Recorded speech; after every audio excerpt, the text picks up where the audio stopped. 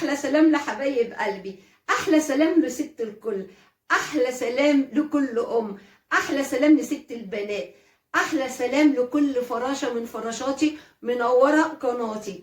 للي داخل بقى القناه جديد، معاكم ماري داوود، قناتي مفيش اسهل من كده. عايزه اقول لكم بقى الفيديو بتاع النهارده جامد قوي قوي قوي. الفيديو يعني بصي، اللي ما بيعرفش يحوش والماديات كده اللي جايه على قد اللي رايح، لا هخليكي يبقى معاكي فلوس اخر الشهر كده، يبقى معاكي 300 400 جنيه. طب ازاي يا مرمر؟ ده اللي جاي يا اختي على قد اللي رايح. تعالي يا حبيبه قلبي اقول لك ازاي. شويه افكار هنفكر خارج الصندوق شويه، بيها هيبقى معاكي فلوس. ايوه بصي، حتى لو اللي جاي على قد اللي رايح. بصي بقى، انا عايزاكي في اللي اقوله لك ده، مش عايزاكي بقى ايه، ما تتكسفيش يا حاجه ولا عيب ولا حرام. انا نفسي بعملها. بتعملي ايه يا مرمر؟ تعالى اقولك انا بعمل ايه. انت عارفه اي حاجه عندك بتفضى، اي ازازه عندك بتفضى، يعني ازازه زيت، ازازه حاجه ساقعه، اي ازازه، ازازه شاور، ازازه شامبو، اي حاجه من دي يا ست الكل. انا عايزه اقولك كيس كده هتحطيه في البلكونه وتحطي فيه الازايز دي. اي ازازه تفضى من عندك هتحطيها في قلب الكيس ده، وهتعملي كيس تاني للكنزات. ايوه، ايه يا مرمر اللي انت بتقولي ده؟ ايه ده؟ هنحوش ازايز فاضيه؟ ده الازايز دي بناخدها وبنرميها في الزباله. طب وليه ترميها في الزباله؟ ليه ترميها في الزباله؟ انت هتستنفعي بيها، والازايز دي بدل ما ترميها في الزباله هتجيب لك فلوس. ما انا بقول لك الحاجه دي ولا عيب ولا حرام، وهثبت لك عملي. انا نفسي بعمل كده. تعالي بقى اوريكي انا عامله ايه. بصي يا ست البنات، بصوا انا عامله كيس زي كده وحطاه في البلكونه. عايزه اقول لك ما برميش اي ازايز، يعني زيت بيفضى في الكيس اهو، زيت برضو اهو. حتى عايزه اوريكم حاجه، كان عندي الفلتر كان في حاجه كده عايزه تتغير، ما رميتش اي حاجه. بصوا في الكيس اهو، ازازه شاور تفضى في الكيس. اي ازايز يا بنات، اي ازايز تفضى انا عامله لها كيس في البلكونه، حاطاه كده، عامله مسمار وحاطه الكيس، واي حاجه بتفضى بحطه في الكيس. عملي اهو. يعني انا مش بقول لك حاجه تعمليها انا ما بعملهاش. انا عايزه اقول لك حتى لو ما فيش اي توفير واللي جاي على قد اللي رايح، انا هخليكي تمسكي فلوس اخر الشهر، بس هنطلع ايه خارج الصندوق شويه. شايفين عملي اهو؟ يعني واخر الشهر بقى انا بلم كتير، بلم حاجات كتير. وعايزه اقول لكم في قد الكيس ده 3 4 مرات في البلكونه انا حطاه عندي، بس انا حبيت اوريكي يا عملي. عايزه اقول لك حاجه كمان، انت عارفه الكنزات هوريكي الكنزات. انا عامله كيس للكنزات، عامله كيس للكنزات، لكل حاجه عامله لها كيس. عارفين يا بنات الكنزات دي بيستعملوها، بيعيدوا تدويرها ويسيحوها، لان هي ألمونيوم، يعني بيدخلوها في صناعه الألمونيوم. انا مش عايزاكي بصي الحاجات دي ولا عيب ولا حرام ان انت تعمليها، ده حاجتك والحاجه عندك بتفضى. بدل ما تحطيها في باسكت الزباله، لا، طب ما انا استفيد منها، والقرش اللي يجي منها استفيد منها. والناس اللي هم بتوع الربابيكيا دول هم بياخدوا الحاجه دي صناعتهم وبيعيدوا تدويرها. طب ما انا ابدا بيها. هتيجي تلاقي اخر الشهر ايه، يعني ممكن حد دلوقتي يطلع لي يقول لي ايه، يعني ايه هنستنى 30 40 جنيه؟ لا، مش مساله 30 40 جنيه. انت بصي شوفي استهلاك البيت، يعني اي بيت يعني انت لما تجمعي بقى بصي كنزات على ازايز زيت فاضيه، على ازازه شامبو خلصت، على لا هتجمعي وهتلاقي نفسك بتمسكي مبلغ من الحاجات دي محترم. والحاجات دي يا بنات بتتباع بالكيلو، ليه ما استفدش؟ واظن بقى انا وريتكم عملي، انا نفسي بعمل كده. ما انا بقول لك ولا عيب ولا حرام. تعالي بقى اقول لك برضو على حاجه تانية. اي كتب عندك قديمه بتاعت الاولاد، كراريس، اي حاجه، يعني انت كتب جرايد مش عايزاها، مجلات مش عايزاها. انت تعرفي ان الحاجات دي بتتباع بالكيلو؟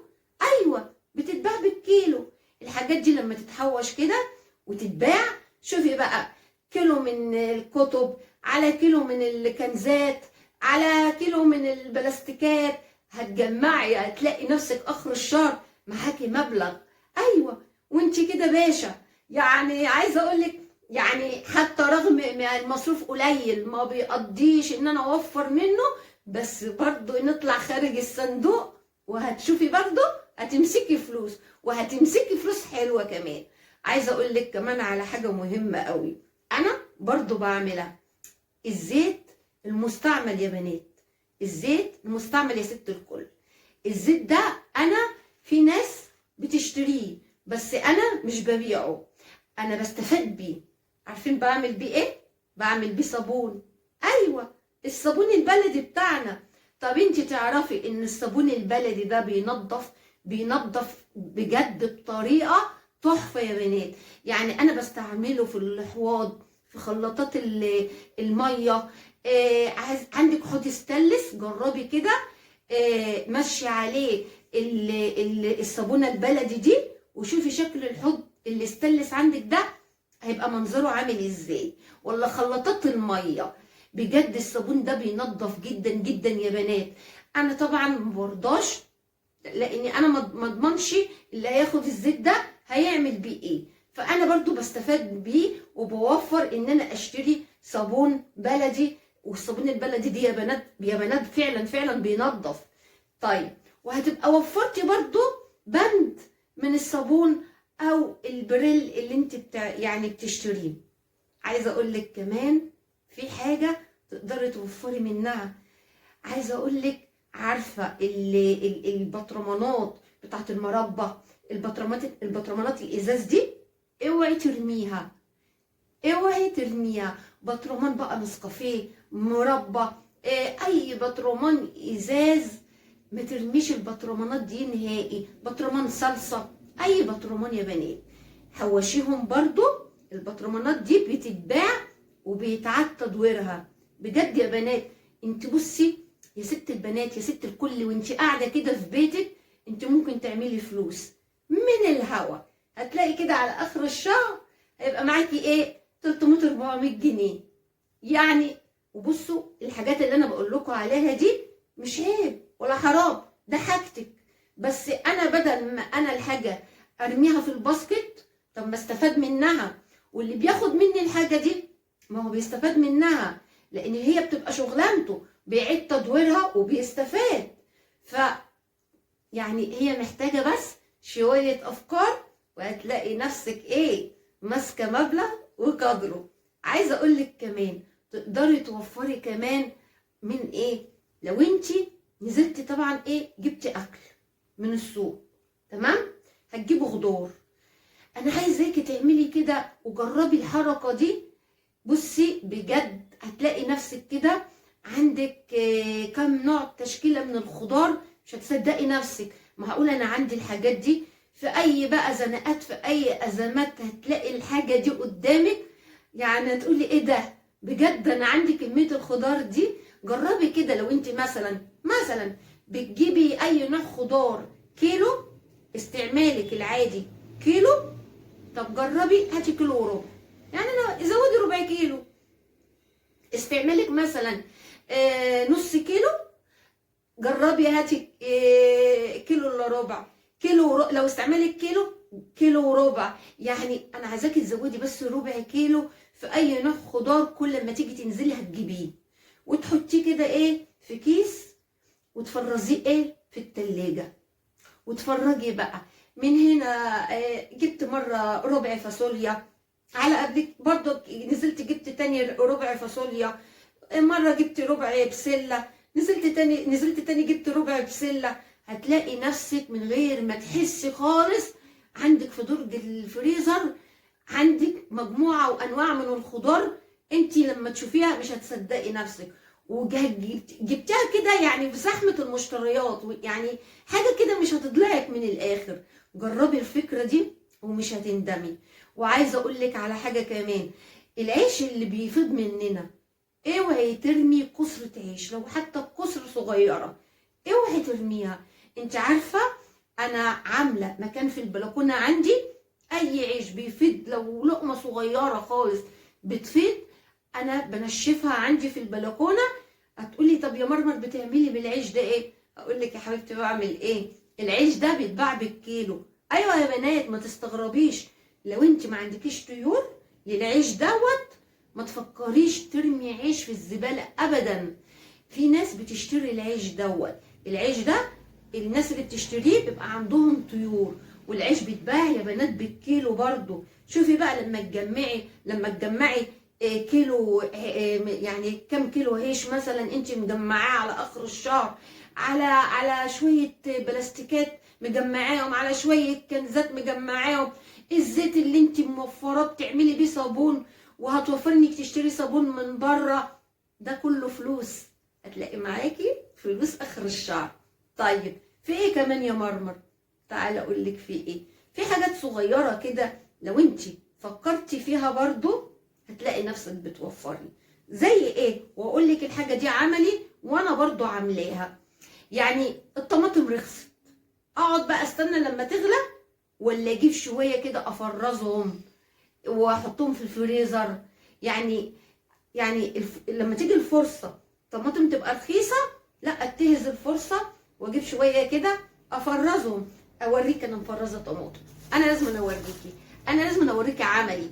بصي الطماطم انا مفرزه الطماطم، بصوا، وجميله وحمرا وجميله جميله جميله جميله، وهقول لك على طريقتها. واللي عايز برضو يعرف تفريز الطماطم خشي على الصفحه، عندي برضو على الصفحه، لو يعني انا مفرزاها على الصفحه وعلى اليوتيوب برضو هتلاقي فيديو تفريز الطماطم. بصي بس انا ممكن اقول لك انا بفرزها ازاي. انا بجيب طبعا الطماطم بغسلها كويس وبقطعها، يعني ايه، بقسمها كده نص كده، وبحطها في حله، واحط ايه يعني اقل، يعني بحط في الحله دي اقل من الربع شويه ميه، لان الطماطم هي بتنزل ميه، الطماطم بتنزل ميه. وسيبها بقى ايه تغلي شويه لحد ما تلاقي الطماطم دي يعني خست كشت كده شويه في الحله. بس عايزه اقول لك ما تنسيش البنجر. انا بقطع، بصوا هوريكم عملي. بصوا بجيب البنجر، عايزه اقول لكم البنجر يعني كان واصل للايام اللي فاتت 25 جنيه الكيلو، بس انا جبته وهو رخيص ففرزت منه شويه حلوين.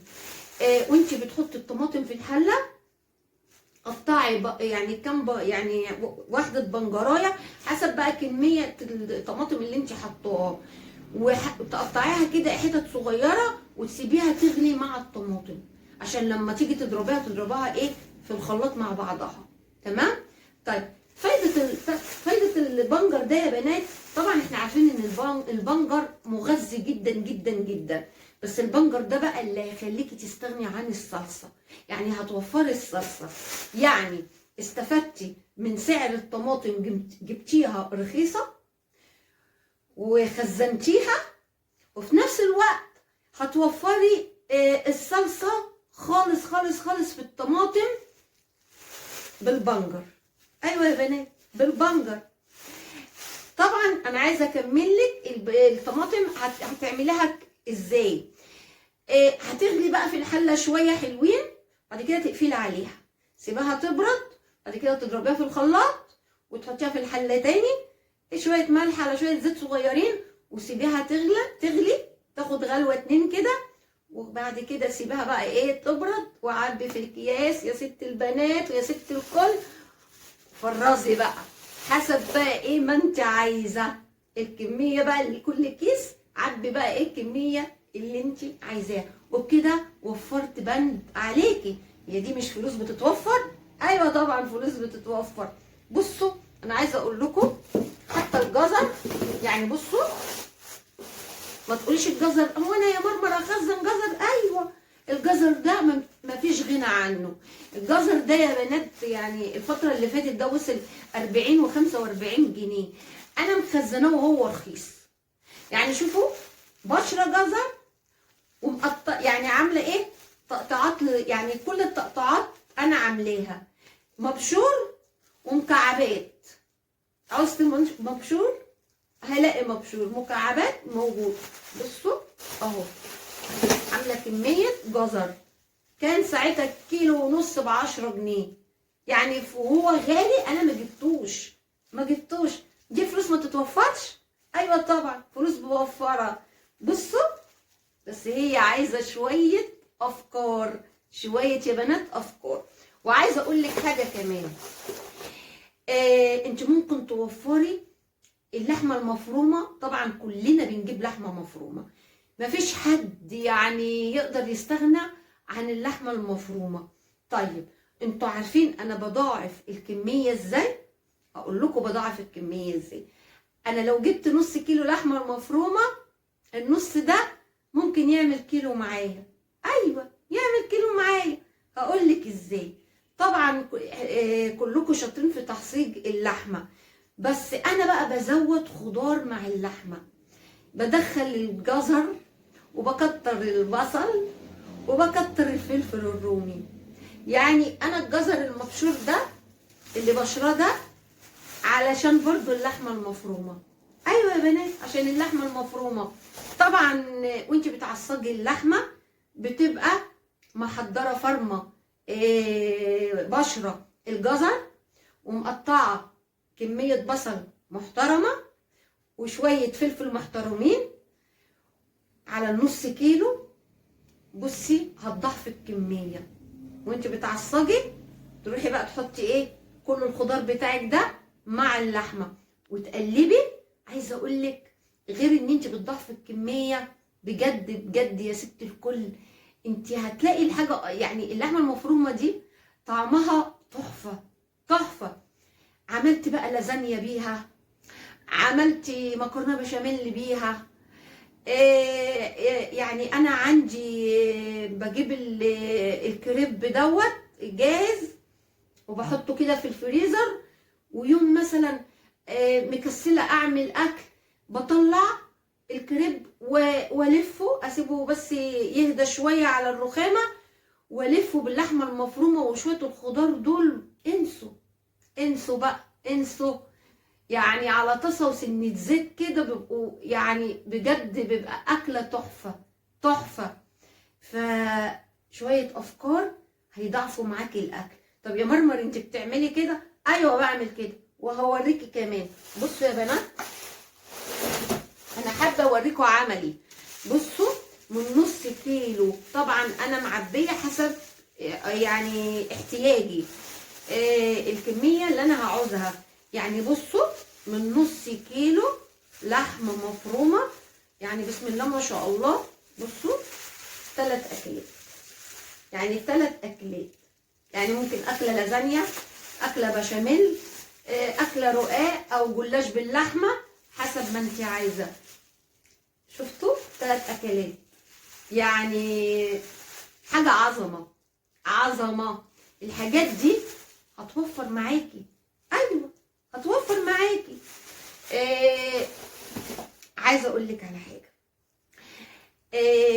يعني طبعا احنا عارفين ظروف الحياه والتزامات الحياه، وفي ظل بقى ايه الظروف كده، المصاريف والغلا اللي احنا فيه.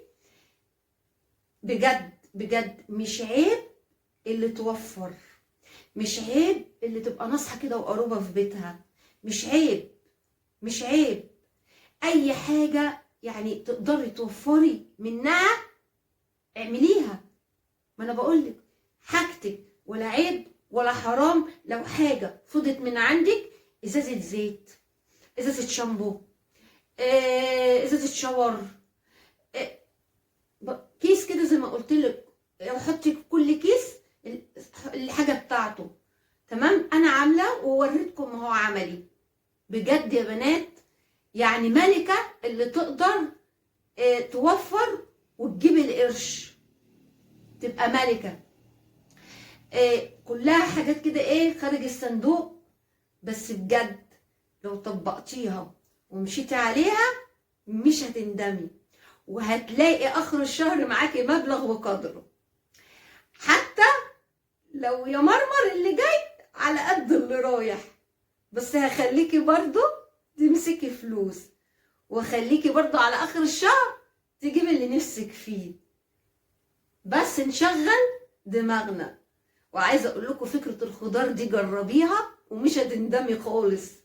كل ما تنزلي هتجيبي ربع كيلو خضار بس معاكي، مش هتحسي بيه. ربع فاصوليا، ربع باميه، ربع مره بسله. بصي ارمي في الفريزر، ارمي في الفريزر، هتجمعي. يعني هتلاقي نفسك بقى في زنقه، حد جالك على غفله، هتلاقي الحاجات دي بتجمع معاكي. ايوه بتجمع معاكي.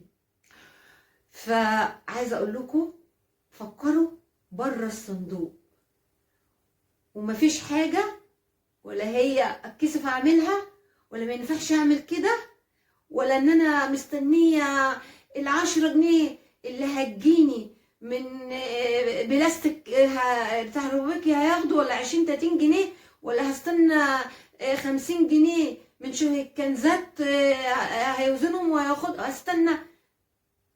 يعني اكيد حد ورا الكاميرا ممكن هيقول لي كده، ايه بقى يعني يا حبيبتي؟ في غيرك عنده المبلغ ده هيقدر يعمل بيه حاجة. يعني لو حد شايف نفسه يعني دي مبالغ بسيطة او مش هتعمل حاجة، لا. في الظروف اللي احنا فيها، يعني في ظل المصاريف والغلا اللي احنا فيه، اي حاجة صغيرة تقدري توفريها لا تعمل. ازاي ما تعملش؟ 10 من هنا، 20 من هنا، 30 من هنا، هتجمعي وهتلاقي معاكي فلوس. اخر الشهر كده هتلاقي معاكي لو 200-300 جنيه فضل ونعمة. حلو، مش احسن من ما فيش؟ فيا ريت تجربوا بقى الافكار دي، ويا ريت اللي عجبه الفيديو ما ينساش اللايك والكومنت وتفعيل زر الجرس عشان كل جديد يوصل لكم. واستنوني بقى في فيديو جديد. باي باي يا حبايب قلبي.